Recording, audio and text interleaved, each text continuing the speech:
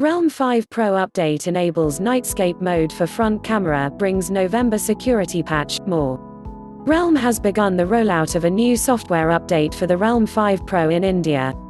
The new software update adds Nightscape support for the front camera, which means users can now capture brighter selfies in low-light scenarios.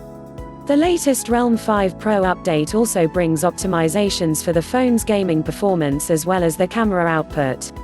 Additionally, the update also bumps up the Realme 5 Pro's security by introducing the November Android patch. The update is now available to download via the stable OTA channel for Realme 5 Pro users in India. The latest Realme 5 Pro update carries the build number RMX1971EX_11_0.13 and is 2.81 GB in size.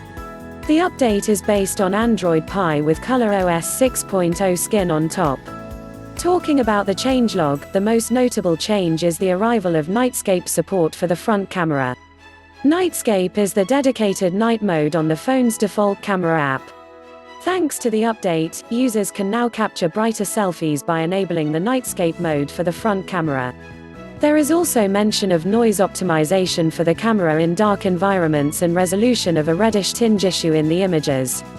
The Realme 5 Pro update also optimizes the overall camera clarity.